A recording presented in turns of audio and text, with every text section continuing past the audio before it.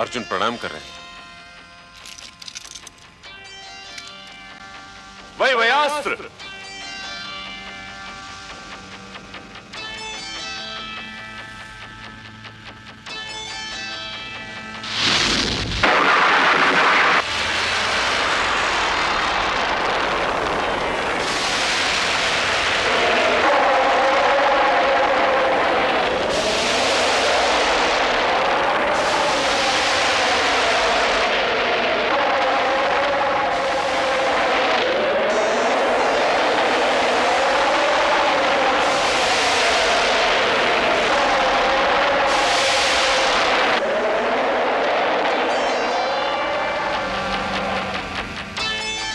अग्नेयास्त्र।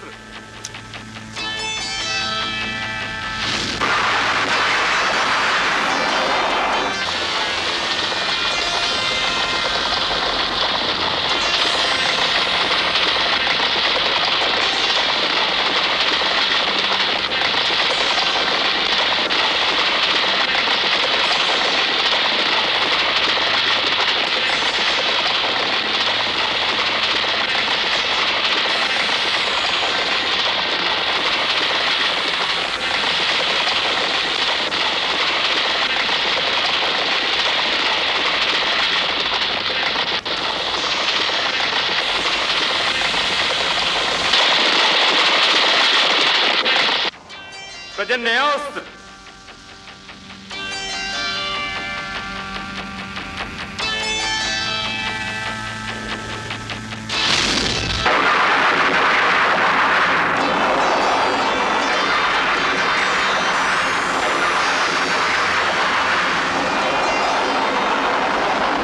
वरुणास्त्र।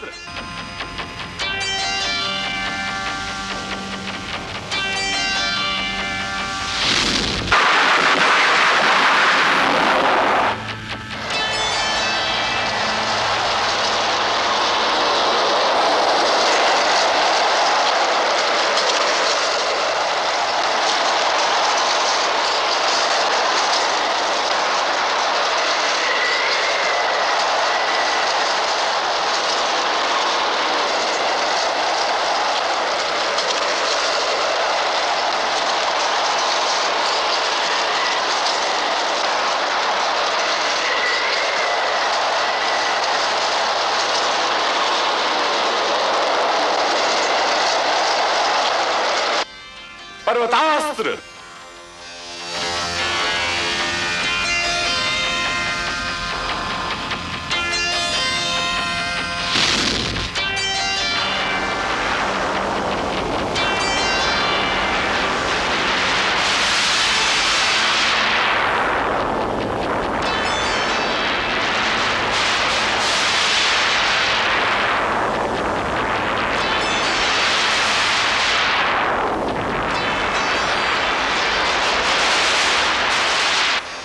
अंतर्दयास्त्र।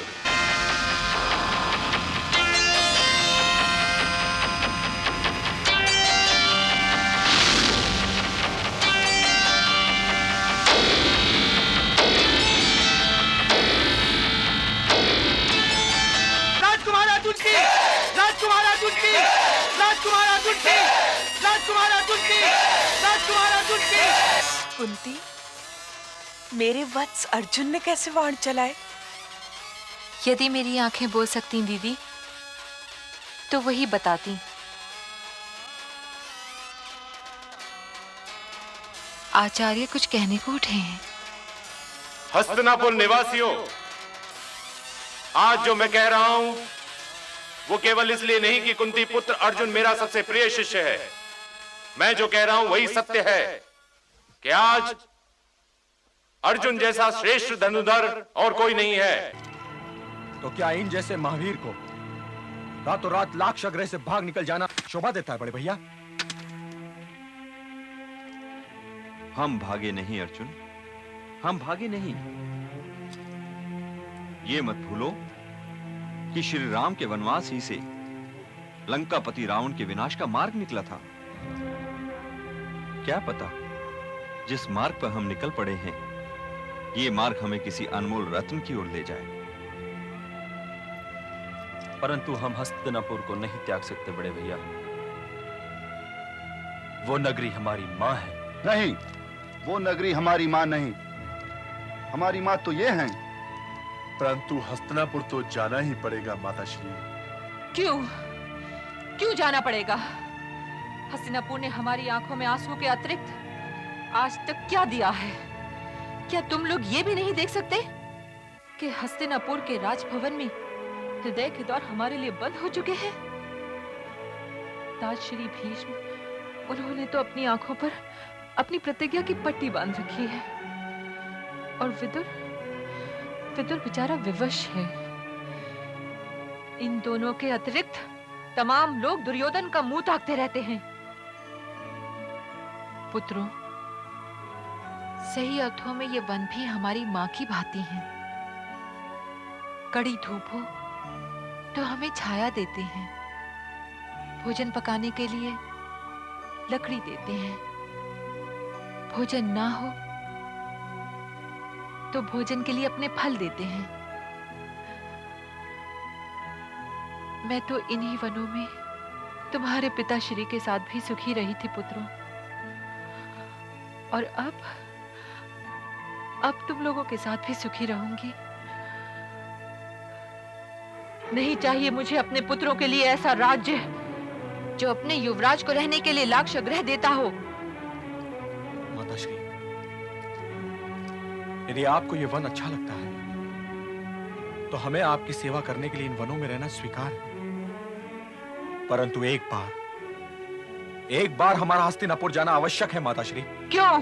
क्योंकि उन्हें यह जताने कि हम इन वनों में भाग कर नहीं आए, बल्कि अपनी माता का आदेश मानते हुए उनकी इच्छा का मान रखने के लिए हमें इन वनों में रहना स्वीकार है माताश्री। मन छोटा ना करो अनुज, हम हस्तिनापुर जाएंगे, अवश्य जाएंगे, परंतु अभी नहीं। अभी क्यों नहीं बड़े भैया, अभी क्यों नहीं? आचार्य द्रोण के शिष्य को यह प्रश्न शोभा नहीं देता भी। मैं जानता हूं कि तुम अकेले ही दुर्योधन और उसकी सेना के लिए बहुत हो, परंतु ये ना भूलो कि दुर्योधन के साथ साथ अपने अपने रथ पर पितामह भी होंगे, गुरु द्रोणाचार्य भी होंगे और कुलगुरु कृपाचार्य भी होंगे। इसलिए लड़ाई जब तक टाली जा सके इसे टालते रहना चाहिए। क्या तुम पितामह के सामने गदा तानकर खड़े हो सकते हो? क्या अर्जुन द्रोणाचार्य के सामने अपने बाणों का मुंह कर सकता है? और क्या तुम द्रुपद की भांति अपने ज्येष्ठ पिताश्री धृतराष्ट्र के रथ पर चढ़कर उन्हें बंदी बना सकते हो?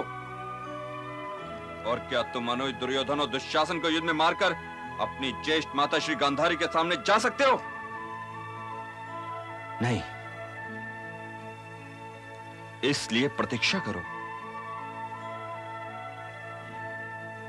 तुम्हारा हृदय दुर्योधन से बहुत बड़ा है भीम, इसलिए यदि वो आघात कर रहा है तो उसे करने दो। भ्राता होने के नाते तुम्हारा यह कर्तव्य है कि उसके आघात से बचाओ तो किए जाओ, परंतु स्वयं उस पर आघात ना करो। उसे यह समझाए जाओ कि दुर्योधन को आपस में भाइयों से लड़ना नहीं चाहिए, क्योंकि भाइयों की आपस की लड़ाई से घराने की मर्यादा भंग होती है। मैं आपसे सहमत नहीं हूं बड़े भैया, परंतु आपका आदेश यही है कि हम कायरों की भांति वन वन भटकते फिरे और वो कायर उस राजभवन में चैन करे जो हमारा भी है, तो यही सही।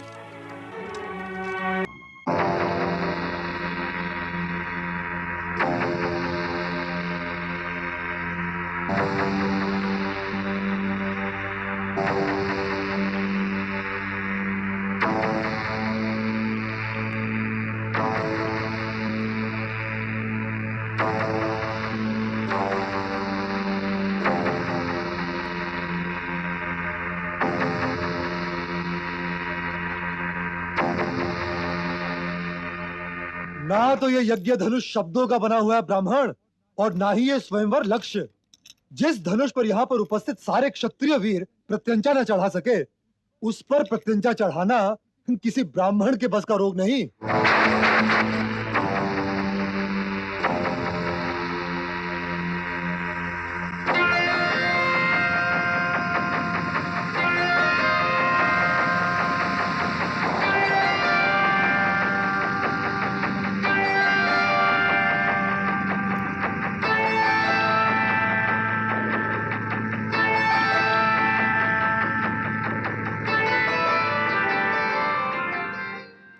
चाल से तो ब्राह्मण नहीं लगता ही।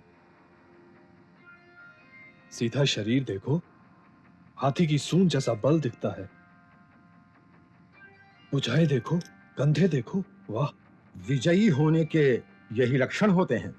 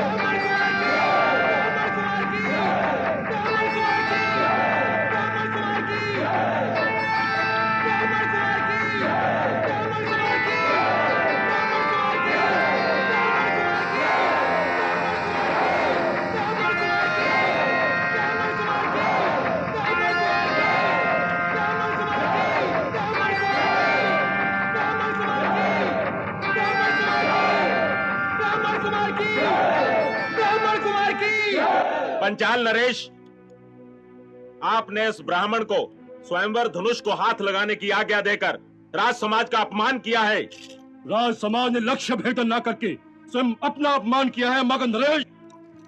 पंचाल नरेश, क्या आपने यह लक्ष्य क्षत्रियों का अपमान करने के लिए बनाया था? आप लोगों ने हमारा अपमान किया है पंचाल नरेश, आपने हमारा अपमान किया है। स्वयंवर में राज समाज के सदस्यों के अतिरिक्त किसी को भी भाग लेने का अधिकार नहीं है। ये कौन कहता है मगध नरेश? मैं ग्वालों से वाद विवाद करके अपने आप को अपमानित नहीं करना चाहता। ये कहकर आपने द्वारिका गणराज्य का अपमान किया है मगध नरेश। वो दिन भूल गए आप जब हम दोनों भाइयों ने आपको सेना समेत मथुरा से खदेड़ दिया था? ये हमारे नाना लगते हैं दाऊ, इनका आदर करना तो हमारा कर्तव्य है। और फिर क्रोध की पूंजी लुटाने के लिए तो नहीं होती। ये तो देख लिया कीजिए कि सामने वाला आपके क्रोध के योग्य है भी या नहीं। वो आशीर्वाद हो या शाप, बहुत सोच समझ के देना चाहिए। मैंने ऐसा बड़बोला नहीं देखा। परंतु प्रश्न यहाँ ये नहीं है कि मगध नरेश का वासुदेव से क्या नाता है। प्रश्न यहाँ ये है कि पंचाल नरेश ने एक ब्राह्मण को स्वयंवर में भाग लेने की आज्ञा देकर राज समाज का अपमान किया है। और इन्हें इस अपराध का दंड मिलना ही चाहिए। किस अपराध का दंड मद्र नरेश? पंचाल नरेश ने एक ब्राह्मण को स्वयंवर में भाग लेने दिया है, इसे आप लोग अपराध कैसे कह सकते हैं? क्षत्रियों का ये राज समाज तो स्वयं ही एक ब्राह्मण की देन है। हम आपकी बातों में आने वाले नहीं वासुदेव कृष्ण। मैं जानता हूं, यह मैं भली भांति जानता हूं गांधारी नंदन। दादाजी कहो तो उठा के पटक दो। क्रोध में तू बलराम जी से कम नहीं हो अनुज। शांत रहने से बड़ा ना कोई शस्त्र है और ना कोई अस्त्र।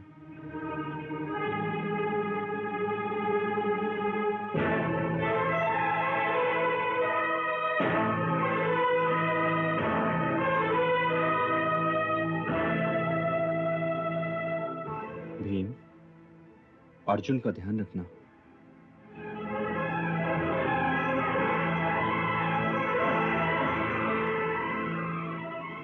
अब तो एक ही उपाय है पंचाल नरेश, या तो अपनी पुत्री को आदेश दो कि हम में से किसी एक को अपना वर चुन ले, या फिर हम उसे उसी अग्निकुंड में फेंक देंगे जिससे वो उत्पन्न हुई थी। झोंक दो, फूंक दो अग्निकुंड में, झोंक दो अग्निकुंड में, झोंक दो।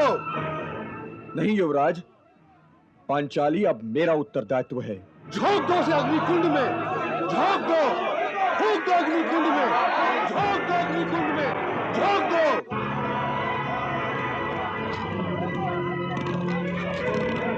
झोंक दो, झोंक दो, फूंक दो अग्निकुंड में, झोंक दो अग्निकुंड में, झोंक दो। यदि कोई आगे आया तो उठा के पटक दूंगा।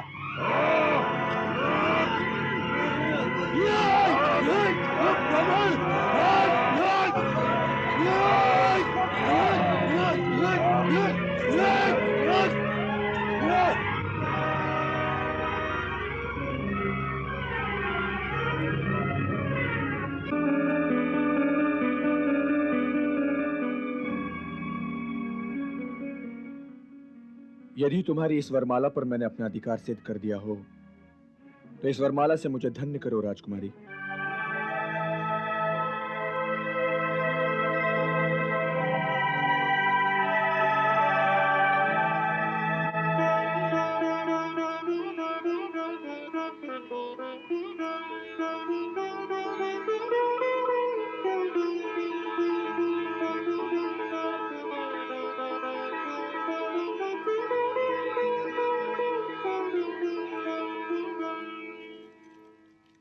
ये लो अंगराज। सावधान।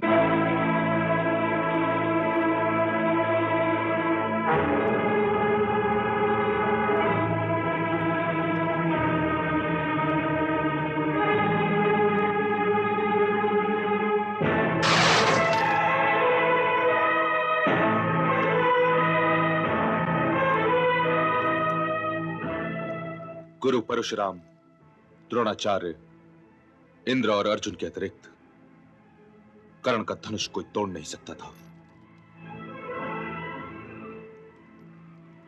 मैं तुम्हारे गुरु को प्रणाम करता हूं ब्राह्मण।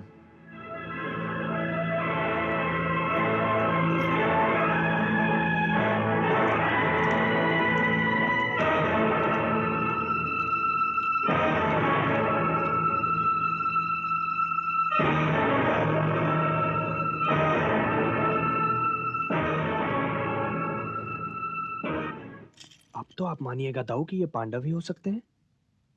मैं बुआ कुंती के पुत्रों को जीवित देखकर अति प्रसन्न हूं कृष्ण। तो मेरा शिष्य भीम है? जी हाँ, और वो जो हारा हुआ खड़ा है वो भी आपका प्रिय कुरुकुमार दुर्योधन है। ठीक है ठीक है, अब ये संघर्ष बंद करवाओ। जो आज्ञा दाऊ। राज समाज के सदस्यों,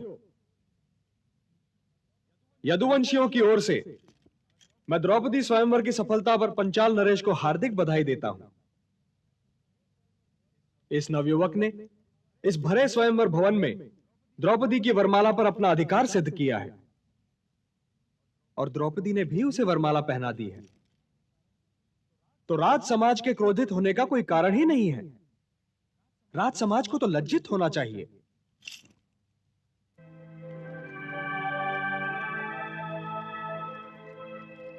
सौभाग्यवती भव।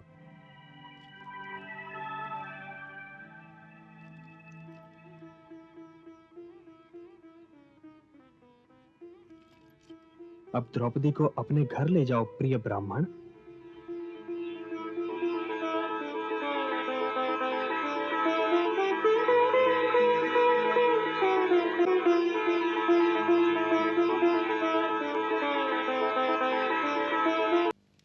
आपको जाने की क्यों पड़ी है? जाना तो पड़ेगा ही अर्जुन। पिताश्री और माताश्री को समझाना इतनी कठिन बात नहीं है, परंतु सुभद्रा बड़ी टेढ़ी खीर है। जाने में जितने अधिक दिन लगाऊंगा उतने ही अधिक प्रश्न करेगी। दाऊ से तो डर के मारे कोई प्रश्न करता नहीं, तो फंस जाता हूं मैं। और फिर छोटी बहन के अधिकार यूं भी कुछ अधिक ही होते हैं। लगता है सुभद्रा से कुछ अधिक ही स्नेह है आपको। उससे तो सभी को अधिक स्नेह है। दाऊ तो हर दूसरे दिन मुझसे लड़ते रहते हैं उसके लिए। देखो कृष्ण, मैं ज्येष्ठ भ्राता हूं, इसलिए सुभद्रा की देखभाल पर मेरा अधिकार तुम्हारे अधिकारों से अधिक तो होना ही चाहिए। कृष्ण, अब तो सो जाओ। दाऊ, मैं अर्जुन को यह बता रहा था कि आप स्वयं इस बात को मानते हैं कि सुभद्रा की देखभाल पर मेरा अधिकार आपसे अधिक है। ये मैंने कब कहा? दाऊ मैं हूं या तुम? दाऊ तो आप ही हैं दाऊ, परंतु मैं भी कुछ तो अवश्य ही हूं। ये मैंने कब कहा कि तुम कुछ नहीं हो? मैं अभी से कह देता हूं। अर्जुन, तुम साक्षी हो, नहीं तो ये महाशय मुकर जाएंगे कि दाऊ ऐसा आपने कब कहा था? सुभद्रा के जीवन के विषय में सारे निर्णय मैं लूंगा। मैं देख लिया ना अर्जुन, अब इनसे कोई कुछ कह सकता है? परंतु दाऊ अभी तो सो जाइए कि आपका जागते रहना कुरु राजघराने के स्वादिष्ट भोजन का अपमान है। और फिर सुभद्रा के जीवन के विषय में निर्णय लेने के दिन अभी सामने थोड़ी ना खड़े हैं। सो जाइए। तो स्वयं तुम क्यों जाग रहे हो? आप तो जानते हैं दाऊ कि जब मैं सोया हुआ दिखाई देता हूं तब भी जागता ही रहता हूं। कान लगा के सुनिए दाऊ, आज तो स्वयं रात भी जाग रही है। तुला की डंडी गंगापुत्र भीष्म की छाती में गड़ी हुई है।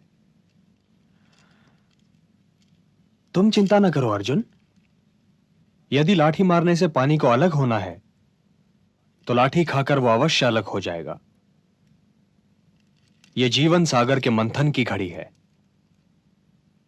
अमृत को विष से अलग हो ही जाना चाहिए।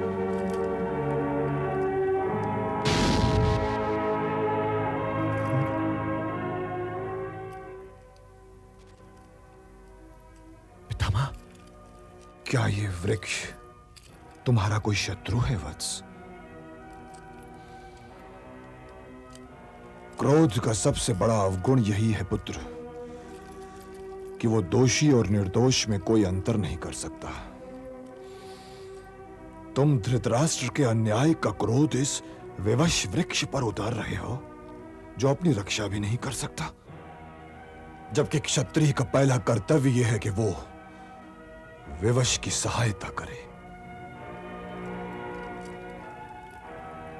यदि आप ये जानते थे पितामह कि ज्येष्ठ पिताश्री ने हमारे साथ अन्याय किया है, तो फिर आपने उस अन्याय का विरोध क्यों नहीं किया? क्या अन्याय को जानते हुए भी अन्याय पर चुप रह जाना अन्याय को अपना सहयोग देने के बराबर नहीं है पितामह? अवश्य है पुत्र, अवश्य है, परंतु हस्तिनापुर को विनाश से बचाने का और कोई मार्ग दिखाई भी नहीं दे रहा। यदि ज्येष्ठ पिताश्री मेरे बीच से हट जाए तो मेरा यह धनुष इस समस्या का समाधान बन सकता है पितामह। इस समस्या का समाधान बन सकता है। और कदाचित बने भी। चौको मत पुत्र, बूढ़ा हो चुका हूं, तुमसे 3 पीढ़ी पीछे का व्यक्ति हूं। आंखें धुंधला चली हैं। आने वाली रात के उस पार जो दिन है वह कदाचित अब मुझे ठीक से दिखाई नहीं देता।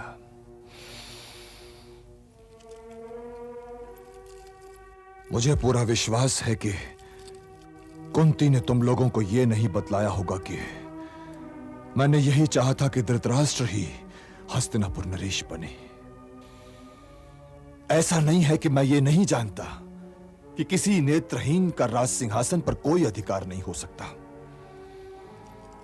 मैंने धृतराष्ट्र को केवल इसलिए राजा नहीं बनवाना चाहा था कि वो एक ज्येष्ठ पुत्र है, परंतु वो मेरा शिष्य भी है। और मैं जानता था कि यदि वो राजा नहीं बना तो यही सोचने लगेगा कि उसके साथ बहुत बड़ा अन्याय हो गया है, और उसकी यही सोच उसे एक जटिल व्यक्तित्व वाला व्यक्ति बना देगी जो हस्तिनापुर के हित में नहीं होगा। परंतु उस समय विदुर अपना नया नया नीति ज्ञान लेकर मेरे सामने आ गया और मैं कुछ नहीं कर सका। मुझे चुप रह जाना पड़ा। यदि उस दिन माता सत्यवती ने पांडु को हस्तिनापुर नरेश न घोषित किया होता तो आज यह समस्या ही न उठती, क्योंकि तब धृतराष्ट्र की प्यास बुझी हुई होती और वो आज सोचने लगता कि राज करने योग्य केवल युधिष्ठिर ही है। परंतु जो कुछ नहीं हुआ उस पर रोने से क्या लाभ। भविष्य की ओर देखना चाहिए, शांति की ओर देखना चाहिए।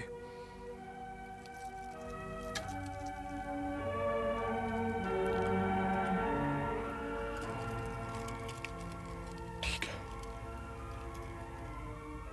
तो फिर आप हमारे साथ चलिए पितामह। हम ये राज त्याग सकते हैं, परंतु आप हमसे नहीं त्यागे जाएंगे पितामह। आप हमसे नहीं त्यागे जाएंगे।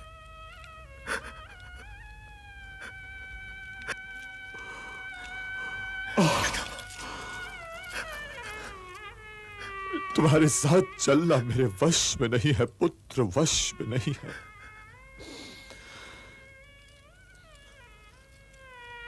जैसे गाय अपनी खूंटी से बंधी होती है ना, मैं हस्तिनापुर सिंहासन से बंधा हुआ हूं।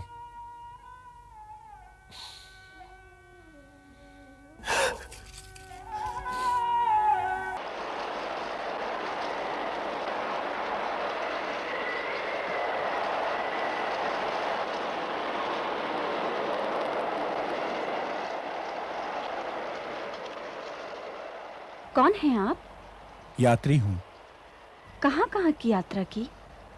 सारे भारतवर्ष ही की यात्रा करके आज यहां पहुंचा हूं। इतनी लंबी यात्रा में आपने कभी अर्जुन को देखा? अर्जुन? कौन अर्जुन? कैसे भारतीय हो ब्राह्मण कि अर्जुन को नहीं जानते? मैं द्रोण शिष्य अर्जुन की बात कर रही हूँ। अच्छा, तुम कुंती पुत्र अर्जुन की बात कर रही हो राजकुमारी। हाँ। उन्हें तो अवश्य देखा है और बहुत निकट से देखा है। देखने में कैसे हैं? कोई विशेष गुण तो नहीं दिखाई दिए। क्या कहा तुमने? द्रोण शिष्य, सर्वश्रेष्ठ धनुर्धर, पांडुपुत्र अर्जुन में तुम्हें कोई विशेष गुण दिखाई नहीं दिया? यदि तुम ब्राह्मण ना होते तो महादेव की सौगंध, ये कहने पर मैं तुम्हारी जीभ काट लेती। अरे सुभद्रा, इस परदेसी ब्राह्मण पर इतना क्रोध क्यों? ये ब्राह्मण क्रोध दिलाने वाली बात ही कर रहा है। अच्छा? कहता है कि पांडुपुत्र अर्जुन में इसे कोई विशेष गुण दिखाई नहीं दिया। ये तो इसकी आंखों का दोष हुआ ना। तो इसकी आंखों के दोष का दंड ये बेचारा क्यों भुगते? कहीं ऐसा तो नहीं सुभद्रा कि तुम अर्जुन से इतनी प्रभावित हो चुकी हो कि उसे देखे बिना ही तुम्हें उससे अनुराग हो गया हो? भ्राताश्री, ऐसा कहिएगा तो मेरी आपकी कट्टी हो जाएगी। बोलूंगी भी नहीं आपसे। देखा ब्राह्मण, तुम्हारे कारण मेरी बहन मुझसे रूठ गई। अरे तुमने इस वैरागी से पूछा ही क्यों? अर्जुन के विषय में जो भी पूछना हो मुझसे पूछो। ये ब्राह्मण तुम्हें क्या बताएगा अर्जुन के विषय में? सुनो, लंबा आकार, चंपई रंग, आंखें ऐसी कि वो सबको देखे और सारे केवल उन्हें देखते रह जाएं। कंधे पर धनुष तो ऐसी सजती है। आप तो कविता पाठ करने लगे भ्राताश्री। काव्य की तो परिभाषा ही यह है सुभद्रा कि जो सुने कह उठे कि यही सत्य है। और जो तुम्हें मुझ पर विश्वास ना हो तो अर्जुन को देखकर तुम ही बताओ। वे यहाँ हैं कहाँ की बताऊं? चलो मैं अभी तुम्हारा परिचय करवाता हूँ अर्जुन से। अभी परिचय करवाइएगा? कल करे सो आज कर, आज करे सो अब। ये मेरी चहीती बहन सुभद्रा है पार्थ। पार्थ?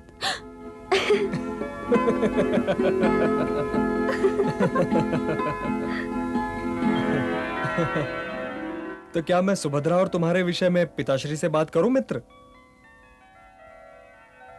सुभद्रा की अनुमति बिना नहीं। तो चलो राजभवन चलो। चलिए।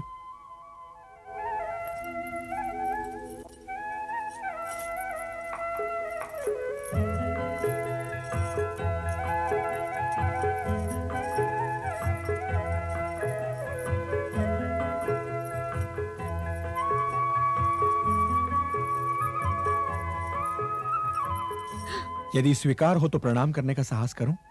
चाहिए, मैं आपका प्रणाम स्वीकार नहीं करती। मेरा अपराध तो बताया नहीं, जिसके लिए मुझे इतना बड़ा दंड दिया जा रहा है। तुमने ये क्यों नहीं कहा था कि तुम अर्जुन हो? ये तो तुमने पूछा ही नहीं। तुमने तो बस यही पूछा था कि क्या तुमने अर्जुन को देखा है, और मैंने कह दिया कि हाँ मैंने देखा है। आहा, कह दिया कि देखा है, और ये नहीं कहा था कि उसमें कोई विशेष गुण नहीं है। मेरे विचार में तो नहीं। यदि हो तो बताओ। ये तो बताया नहीं और कटार निकाल ली।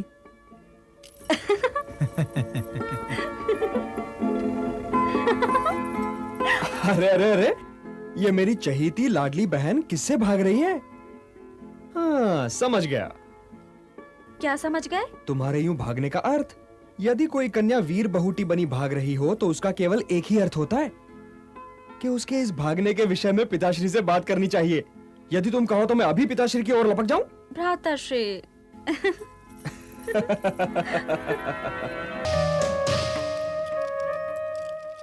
प्रणाम पितामह। अर्जुन, आयुष्मान भव। प्रणाम गुरुवर। आयुष्मान भव। आओ अर्जुन, बैठो।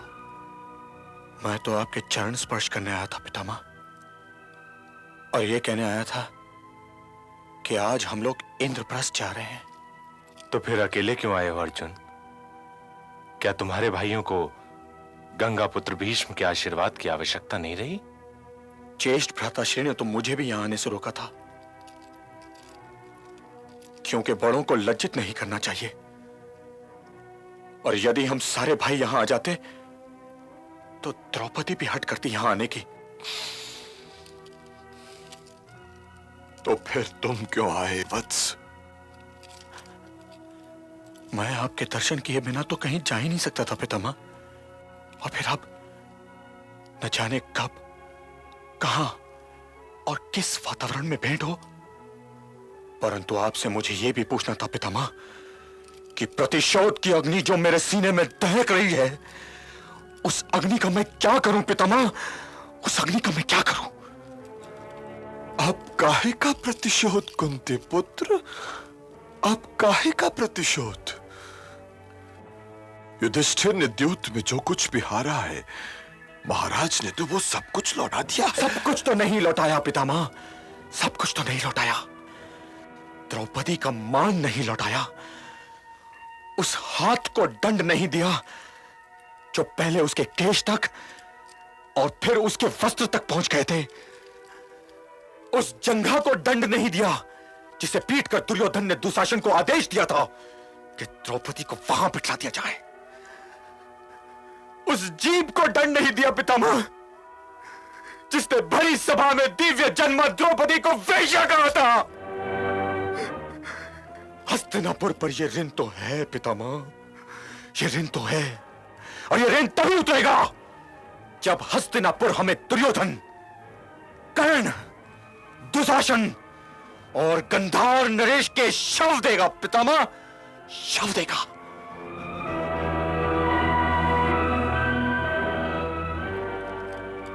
इन शवों के साथ तुम्हें कई शव और स्वीकार करने पड़ेंगे वत्स। पितामह। हाँ प्रिय शिष्य अर्जुन, हाँ, उन शवों के साथ तुम्हें मेरा शव भी स्वीकार करना होगा। क्रूर, और मेरा भी।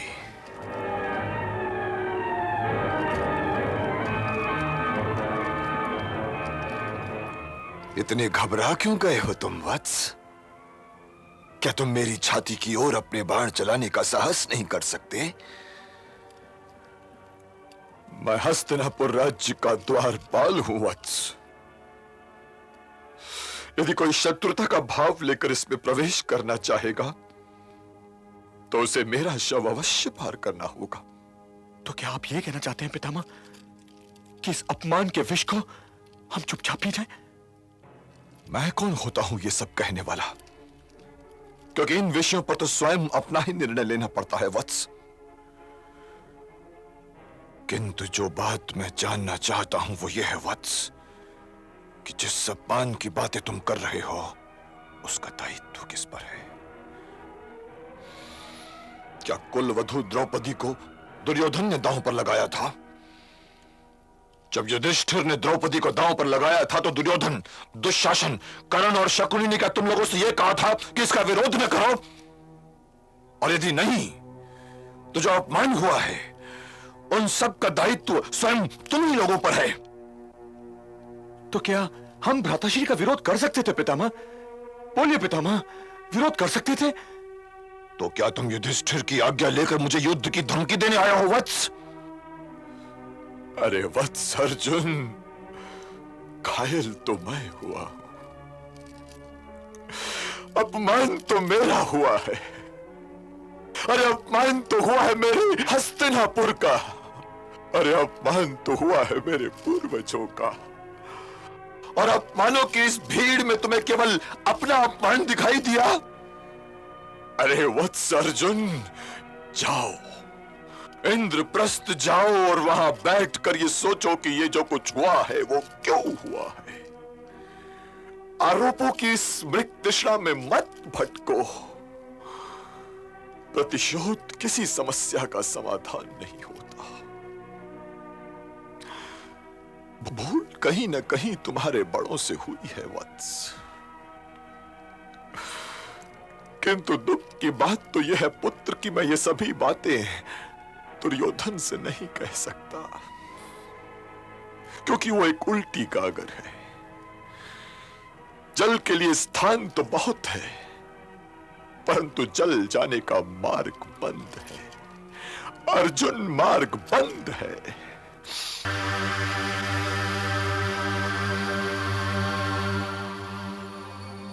वासुदेव, इतना दुख करने का कोई कारण नहीं है पार्थ। द्रौपदी वस्त्रहरण सभ्यता का वस्त्रहरण था, संस्कृति का वस्त्रहरण था, मर्यादा का वस्त्रहरण था। इसलिए यह दुख अकेले तुम्हारा या तुम 5 पांडव भाइयों ही का दुख नहीं है। यह दुख तो है भूत, वर्तमान और भविष्य का, सारी मानव जाति का। मानव जाति के इस समुद्र में तुम तो केवल एक बूंद हो पार्थ, केवल एक बूंद। और कोई बूंद सागर के दायित्व का बोझ नहीं उठा सकती। वो चाहे दुख हो या सुख, अपने भाग से अधिक नहीं लेना चाहिए पार्थ। इस भीष्म अपमान में मेरा जो भाग है वासुदेव, वो भी इतना भारी है कि यदि किसी पर्वत पर रख दूं तो उसकी कमर टूट जाए। और आप कहते हैं कि इतना दुखी होने का कोई कारण नहीं। इस अपमान का कांटा मेरे हृदय में अटक गया है वासुदेव, जो मुझे ना सोने देता है ना जागने देता है। और बड़े भैया युद्ध की आज्ञा भी नहीं देते। वो प्रायश्चित कर रहे हैं वासुदेव, प्रायश्चित। उन्हें प्रायश्चित करना भी चाहिए। ज्येष्ठ भ्राता होने का अर्थ क्या यह है कि वे तुम सबको दांव पर लगा दें? उन्होंने जो कुछ दांव पर लगाया उसमें से कुछ भी केवल उनका नहीं था। राज्याभिषेक निस्संदेह उनका हुआ, किंतु खांडवप्रस्थ को इंद्रप्रस्थ बनाने में तुम सबके परिश्रम का हाथ है। राजसूय यज्ञ निस्संदेह उनका हुआ, परंतु उस यज्ञ का हवन कुंड तुम चारों हो। इसलिए उस राज मुकुट को दांव पर लगाने का उन्हें कोई अधिकार नहीं था। अब बची द्रौपदी, तो वो यदि अकेले उनकी पत्नी रही होती तब भी उसे दांव पर लगाने का उन्हें कोई अधिकार न था। पत्नी संपत्ति नहीं होती पार्थ, जीवन की भागीदारनी होती है। इसलिए उन्हें प्रायश्चित तो करना ही चाहिए। और तुम सबको भी युद्ध के लिए व्याकुल होने का कोई अधिकार नहीं, क्योंकि जब भ्राता युधिष्ठिर मर्यादा का उल्लंघन कर रहे थे तो तुम सबका यह कर्तव्य था कि उनका विरोध करते। परंतु यह विरोध द्रौपदी के अतिरिक्त किसी ने नहीं किया, किसी ने नहीं। इसलिए अपमान के इस विष को पीते रहो कि यही तुम्हारा प्रायश्चित है।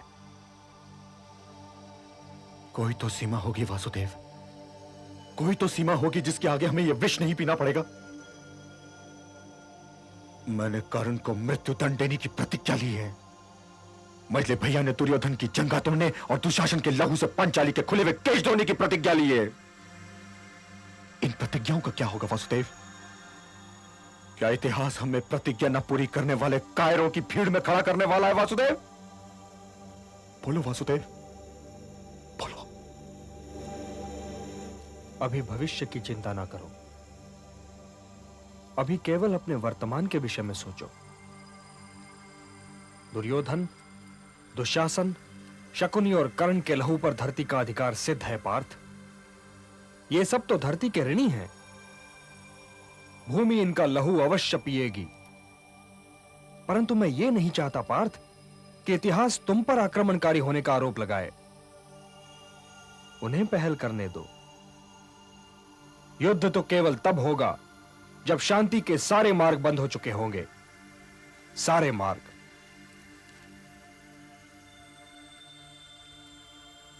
ये न भूलो पार्थ कि मैं तुम में हूं और तुम मुझ में। जो कुछ मेरा है वो सब तुम्हारा भी है। तुम्हारा शत्रु मेरा शत्रु और तुम्हारा मित्र मेरा मित्र। तुम नर हो पार्थ और मैं नारायण। और इसीलिए पलट पलट कर पीछे देखना न तुम्हें शोभा देता है और न मुझे। यदि तुम चाहो भी कि द्रौपदी वस्त्रहरण ना हो, तब भी इस विषय में तुम कुछ नहीं कर सकते पार्थ, क्योंकि यह घटना तो घट चुकी है। अपने इस अपमान के विष को मथो पार्थ, मथो, और भविष्य के लिए इस विष के कलश से अमृत काढ़ो। तो क्या केवल प्रतीक्षा करूं वासुदेव? नहीं, तैयारी करो।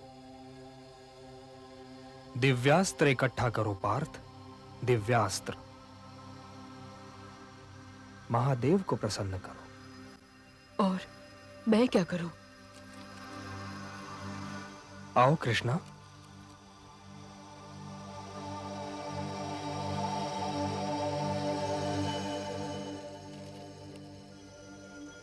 तुम तो स्वयं ही अग्नि से उत्पन्न हुई हो याज्ञसेनी, तो फिर तुम्हें किसी और अग्नि की क्या आवश्यकता है? अपमान तुम्हारा नहीं हुआ द्रौपदी, अपमान हुआ मानवता का। अपमान तो हुआ स्वयं मेरा। कीचड़ को छू लेने से धूप मैली नहीं होती। तुम तो जीवन की धूप हो। जल, पवन, अग्नि, आकाश और धरती का अपमान भला कौन कर सकता है? तुम सदैव मानव जाति के लिए आदरणीय रहोगी। हे भक्तवत्सल, हे पुरुषोत्तम, तुम ही दया भी हो और दयालु भी।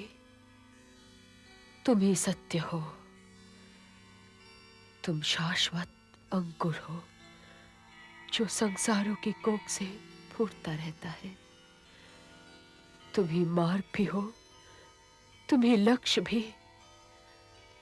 सूर्य तुम ही से निकलते हैं और तुम ही में डूब जाते हैं। इसलिए मेरी सुनो,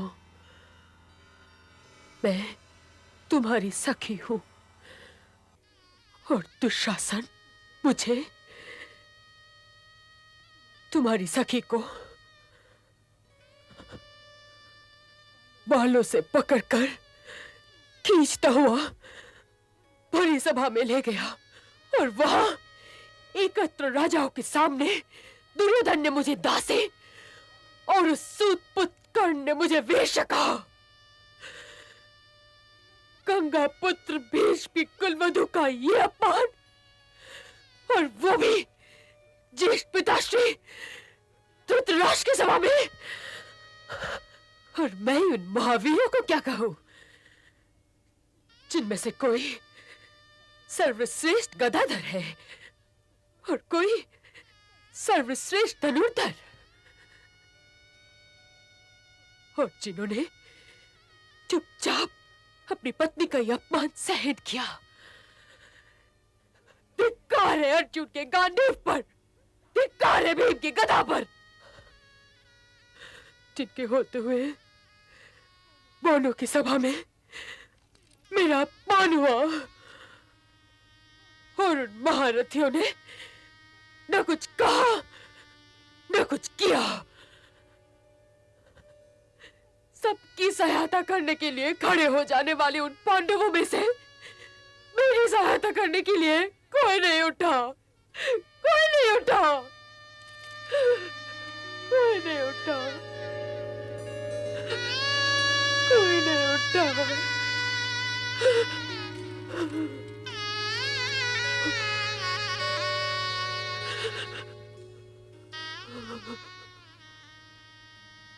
जिन लोगों ने तुम्हारा अपमान किया है ना सखी,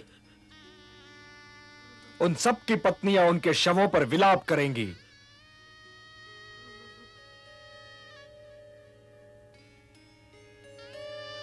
तुमने अपने पुत्र को कांपिल्य भेजकर अच्छा ही किया। मैं भी सुभद्रा को द्वारिका ले जाऊंगा कि आने वाले युद्ध को ध्यान में रखते हुए उसके पुत्र अभिमन्यु का पालन पोषण किया जा सके। पर ये युद्ध होगा ना? मैं चाहता तो नहीं, फिर भी युद्ध तो होगा। यदि आप नहीं चाहते वासुदेव, तो यह युद्ध भला कैसे हो सकता है? क्या मैंने द्रौपदी का वस्त्रहरण चाहा था बड़े भैया? यही तो कठिनाई है कि संसार में सब कुछ मेरे चाहने के अनुसार नहीं होता। यूं ही यह युद्ध भी होगा, क्योंकि इस युद्ध का निर्णय द्रौपदी के खुले हुए केश ले चुके हैं। इस युद्ध का निर्णय दुर्योधन की ईर्ष्या ले चुकी है। इस युद्ध का निर्णय आपके ज्येष्ठ पिताश्री की उच्चाकांक्षा ले चुकी है। इसलिए इस युद्ध की तैयारी कीजिए और यह ना सोचिए कि आपका सामना केवल दुर्योधन की ईर्ष्या या ज्येष्ठ पिताश्री की उच्चाकांक्षा से होगा। यह युद्ध इतना साधारण नहीं होगा। सामने की सेना में अपने अपने रथों पर खड़े होंगे गंगा पुत्र भीष्म, द्रोणाचार्य, कृपाचार्य, अश्वत्थामा, कर्ण, रुक्मी, जयद्रथ जैसे महान योद्धा, और स्वयं दुर्योधन भी। योद्धाओं की इस भीड़ में दो तो तुम्हारे गुरु हैं पार्थ, और इस आयु में भी गंगापुत्र भीष्म के बाणों का उत्तर आधुनिक संसार में किसी के पास नहीं है। इसलिए दिव्य अस्त्रों की खोज में निकलो, दिव्य अस्त्रों की खोज में। इंद्र की तो तुम पर यूं भी कृपा है, और सारे दिव्य अस्त्र इंद्र के पास रखे हुए हैं। तुम्हारे अतिरिक्त वो दिव्य अस्त्र इंद्र किसी को नहीं देंगे। जब तक तुम्हारे पास ये दिव्य अस्त्र नहीं होंगे तब तक तुम्हारी विजय संभव नहीं। युद्ध में इन अस्त्रों का प्रयोग हो या ना हो, किंतु तुम्हारे पास इन अस्त्रों का होना आवश्यक है। तुम अपनी तैयारी करो। यह न समझना कि दुर्योधन चुपचाप बैठा हुआ है, वो भी तैयारी।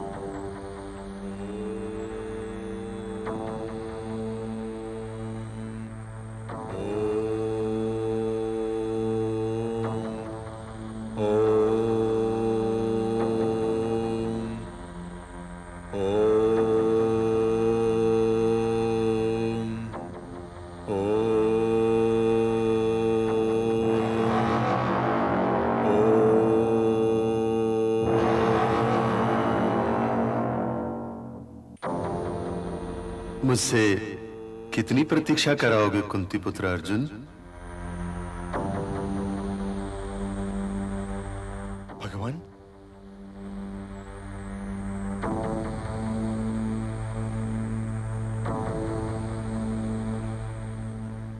प्रभु नमन स्वीकारे। आयुष्मान भव।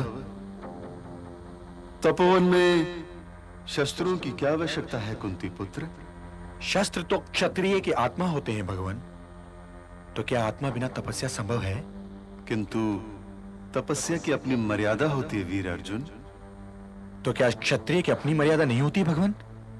राजर्षि विश्वामित्र ने बिना शस्त्रों की अपनी तपस्या की थी।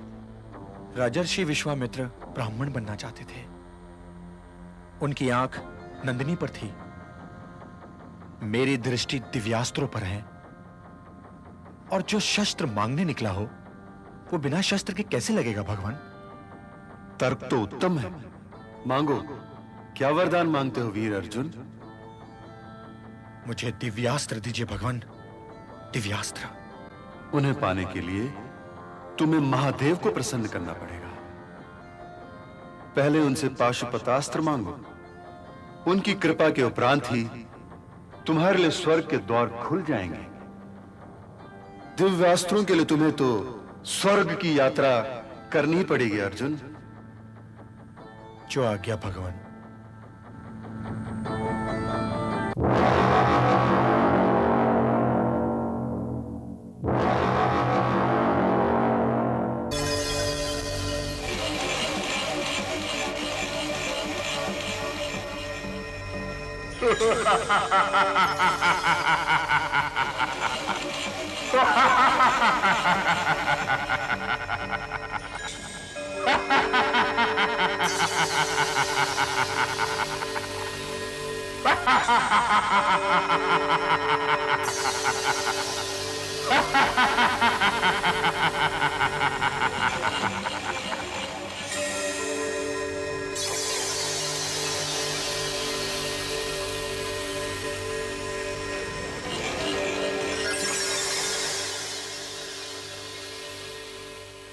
अभिवादन।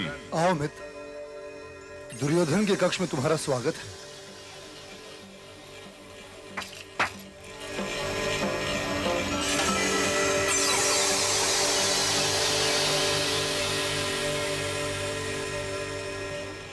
ये सब तुम्हारे लिए हैं। और यदि तुमने मेरा एक कार्य कर दिया तो मैं तुम्हारे लिए कारागार के द्वार खोल दूंगा, जो इन दिनों राजद्रोहियों से भरा हुआ है। करारे और स्वस्थ है, इनके लिए तो मैं कुछ भी कर सकता हूँ युवराज। क्या आज्ञा है? कार्य तनिक कठिन है। आज्ञा तो दीजिए। कुंती पुत्र अर्जुन वध, वो दिव्य अस्त्रों की प्राप्ति के लिए घोर तपस्या कर रहा है। उन अस्त्रों की प्राप्ति से पहले उसका वध आवश्यक है।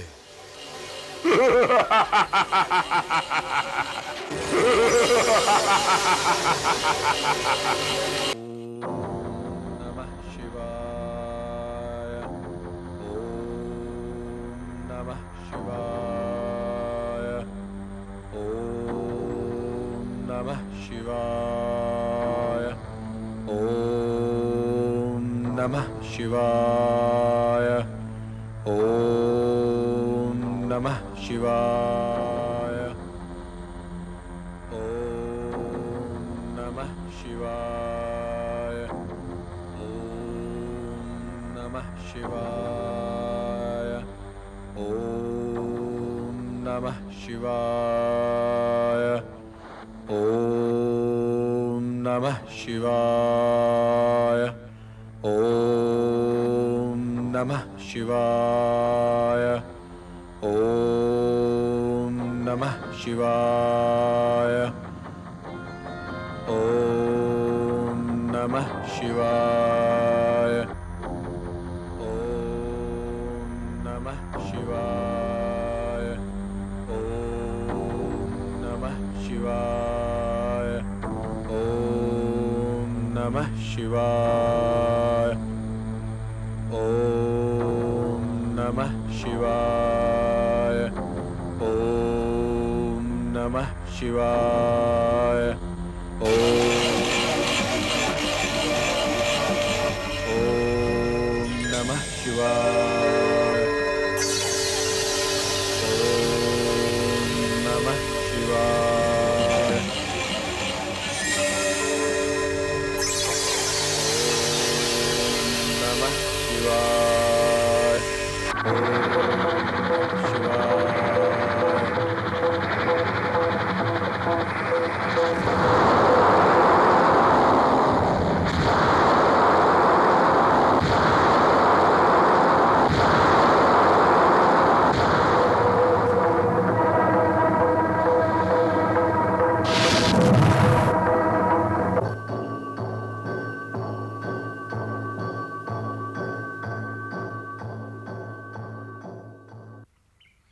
दूसरा बाण?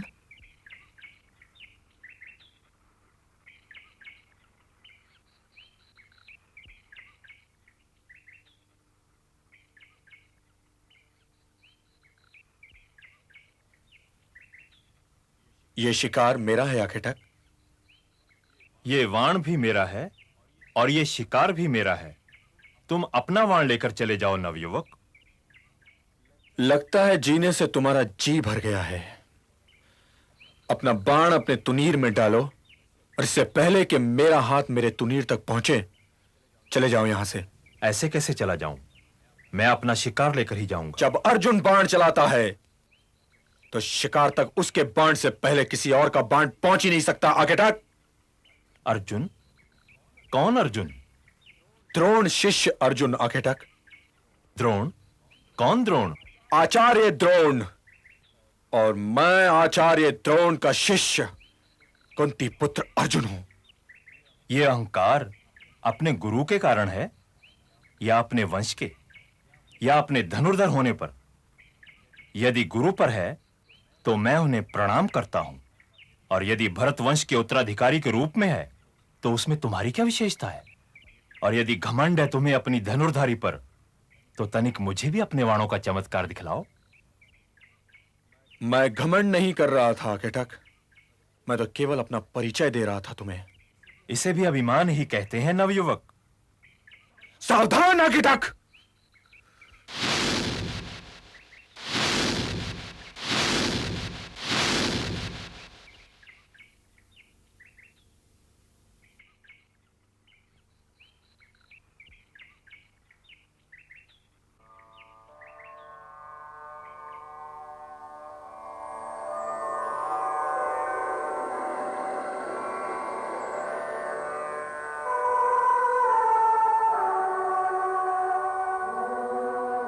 भगवान शंकर, इंद्रदेव, पितामह भीष्म और गुरु द्रोण के अतिरिक्त कोई और मेरी यह दशा नहीं बना सकता था। पितामह आप नहीं, गुरु द्रोण आप नहीं, आप तो स्वयं शंकर भगवान हैं। इंद्र क्यों नहीं? क्योंकि तपस्या तो मैं आपके लिए ही कर रहा था।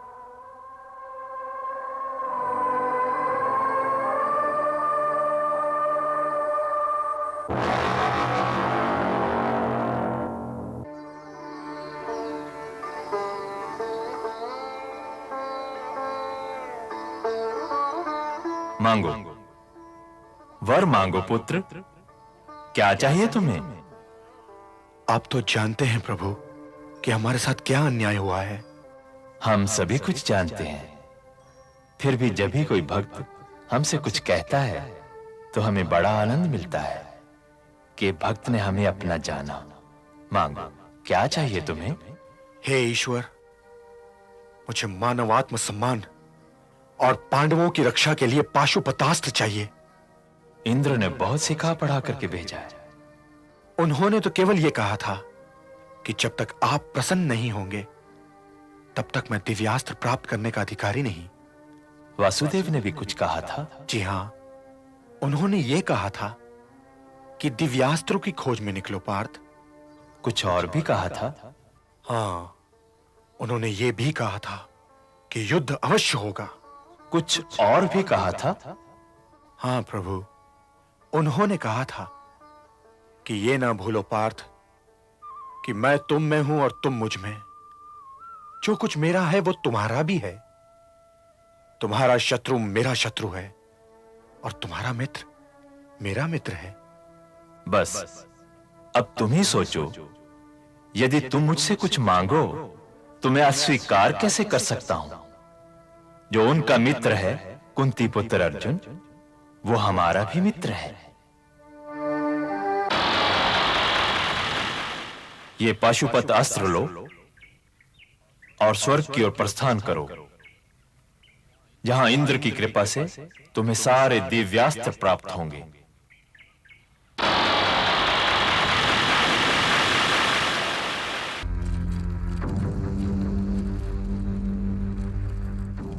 प्रणाम भगवान। आयुष्मान भव। तुम्हें दिव्यास्त्र प्राप्त हुए कुंती पुत्र? आपके और अन्य पूज्य देवताओं के आशीर्वाद से मुझे न केवल सारे शस्त्र प्राप्त हो चुके हैं, बल्कि मैंने उनका प्रयोग भी सीख लिया है। अब मुझे पृथ्वी पर लौटने की आज्ञा दीजिए प्रभु। अभी तुम्हें गांधर्वास्त्र कहां प्राप्त हुआ है कुंती पुत्र? गांधर्वास्त्र? हाँ, चित्रसेन गंधर्व से गांधर्व वेद की शिक्षा पाना तुम्हारे लिए आवश्यक है। प्रभु, मैं यहां अंतिम युद्ध के लिए दिव्यास्त्र प्राप्त करने आया था, और फिर संगीत और नृत्य से एक योद्धा का क्या? कला तो दिव्यास्त्रों में सबसे सबल अस्त्र है कुंती पुत्र। यदि ऐसा है भगवान, तो अंतिम युद्ध के उपरांत यह अस्त्र भी प्राप्त कर लूंगा। युद्ध के उपरांत अस्त्र क्या करोगे कुंती पुत्र? और यह मत भूलो कि तुम्हें 1 वर्ष अज्ञातवास में बिताना है। भला तुम्हारा यह रूप छिप सकता है? सूर्य और चंद्रमा, धरती और आकाश, पृथ्वी और जल की तरह तुम्हारे लिए अज्ञातवास असंभव है। इसलिए चित्रसेन गंधर्व को प्रणाम करो और अपनी शिक्षा आरंभ करो। जो आज्ञा भगवान।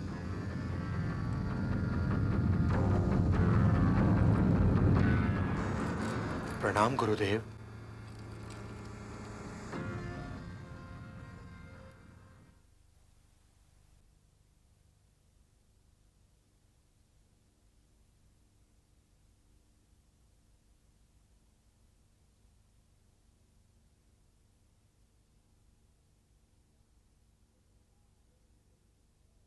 ता थे तत आ थे तत ता थे तत आ थे तत ता थे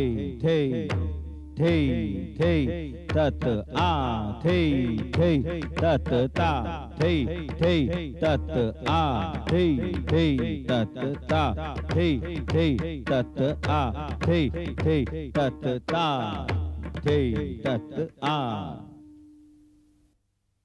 धाकिट तक धुमकिट तक भिन्नडान तक धिकिट घेगे तडान धाकिट तक धुमकिट तक धा धाकिट तक धुमकिट तक धा धाकिट तक धुमकिट तक धाकिट तक धुमकिट तक धा धा किट तक धुम किट तक धा धा किट तक धुम किट तक धा किट तक धुम किट तक धा धा किट तक धुम किट तक धा धा किट तक धुम किट तक धा धान धान धा तक तक तक तक धान धान धा तक तक तक तक धान धा धान धा थई त थई थई थई तत तत ता थई त थई थई थई तत तत ता तक तक तक तक तक तक तक तक तक तक तक तक तक तक तक तक तक तक तक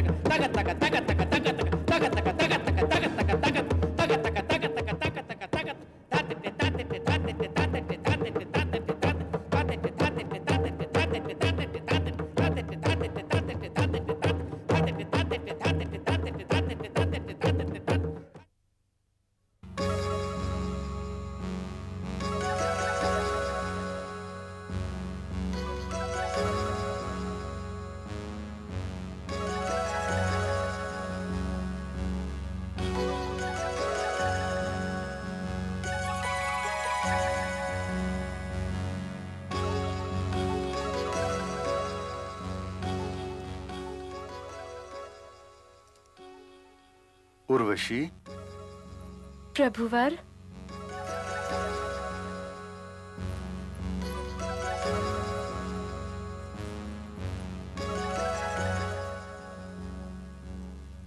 कोई समस्या उर्वशी? मन भटक रहा है प्रभुवर। अप्सराओं का मन भटकना तो इंद्रलोक के लिए शुभ समाचार नहीं है। तुम तो मन को भटकाने के लिए हो उर्वशी। अपने मन की भटकन का कोई उपाय करो उर्वशी। उपचार सोचो। क्या उपचार सोचूं प्रभु? मन का कहा मान कर देखो।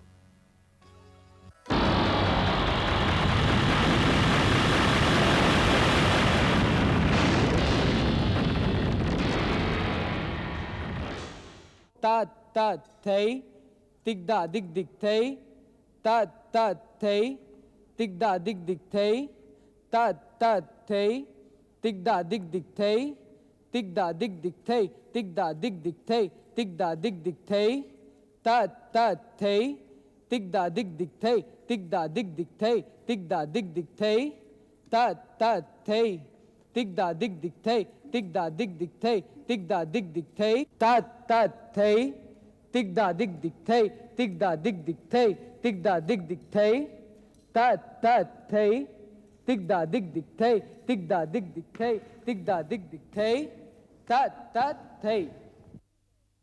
तुम तो प्रवीण हो गए। चित्रसेन को भी निचोड़ लिया तुमने। नहीं नहीं देवी, कोई शिष्य अपने गुरु को निचोड़ नहीं सकता। वो तो केवल इतना करता है, झोली पसारे अपने गुरु के आगे खड़ा रहता है। देने वाला तो गुरु है, परंतु यदि आप मेरे इस नृत्य से प्रसन्न हुई तो इसका अर्थ यह हुआ कि मेरे कारण मेरे गुरु को लज्जित नहीं होना पड़ेगा। यदि तुम अप्सरा रहे होते तो इंद्रलोक की मेनकाओं और उर्वशियों के दिए बुझ गए होते। योद्धा की भुजा में नृत्य का लोच, तुमने तो असंभव को संभव कर दिया।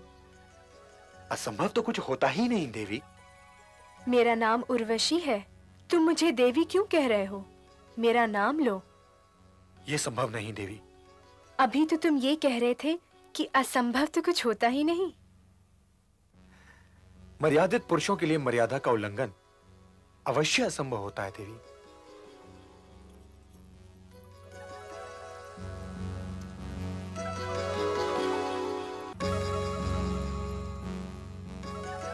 कभी मन भटका है तुम्हारा? मन तो भटकने के लिए ही होता है। हम इंद्रलोक वालों को इसका अनुभव नहीं। मन की भटकन का उपचार क्या है कुंती पुत्र अर्जुन? भटकने का तो अर्थ यह है कि मन की दशा ठीक नहीं, दशा को ठीक करना ही उसका उपचार है। यदि मन कुछ पाने के लिए व्याकुल हो तो इसे मन का भटकना नहीं कहते। यदि मन कुछ पाना चाहता है तब तो एक लक्ष्य की नियुक्ति हो गई। और लक्ष्य तक पहुंचना ही जीवन का मूल्य है।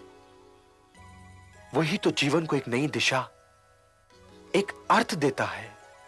अर्थात अपने लक्ष्य को पाने का प्रयत्न करना चाहिए ना? अवश्य।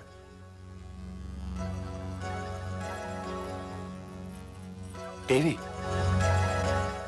तुम मेरा लक्ष्य हो अर्जुन, और मैं तुम्हें पाने का प्रयत्न कर रही हूँ। नहीं, ये संभव नहीं देवी। कभी तो तुम ये कहते हो कि असंभव तो कुछ होता ही नहीं, और कभी ये कहते हो कि ये संभव नहीं, वो संभव नहीं। क्या मैं सुंदर नहीं? सुंदर?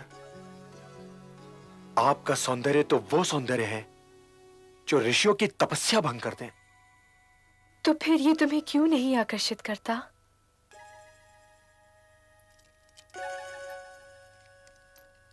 क्योंकि मैं ऋषि नहीं। वाद विवाद में समय नष्ट ना कर अर्जुन, मेरी बाहों में समा जा। माता की बाहों में समाना तो एक पुत्र के लिए सौभाग्य का अवसर है। माता? तुमने मुझे माता कहा? माता को यदि माता ना कहूं तो और क्या कहूं?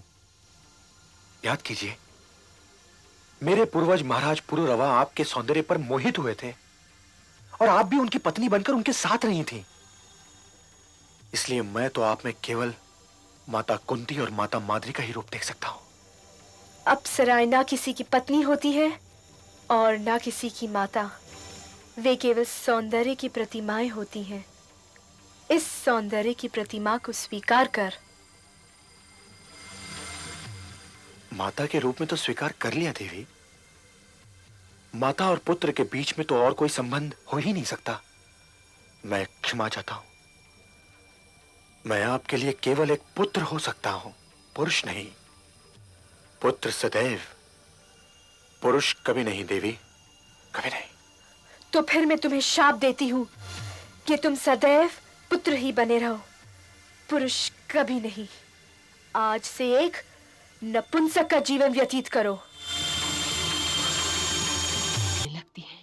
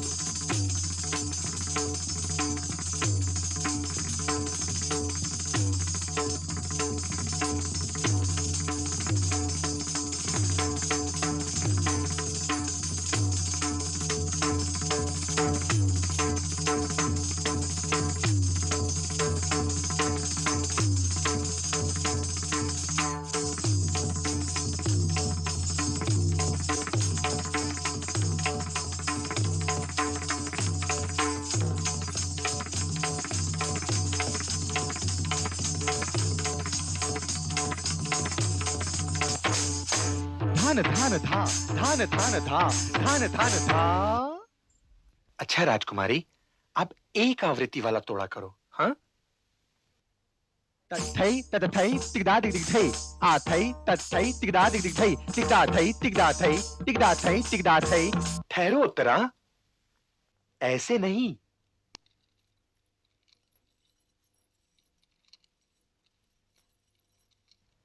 नृत्य में आंखों, भ्रिकुटियों और उंगलियों का बोलना आवश्यक है।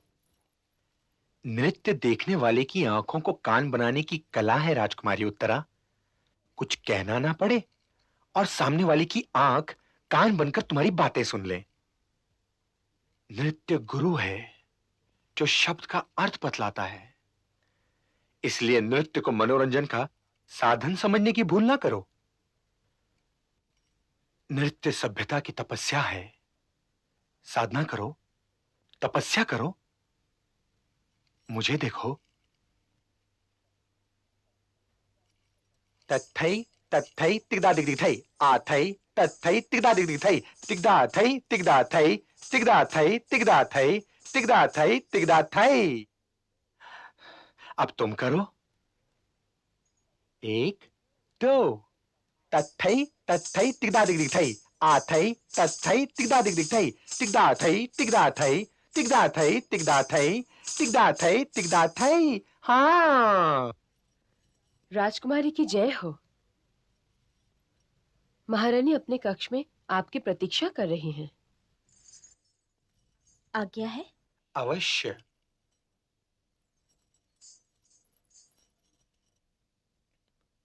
आयुष्मान भव।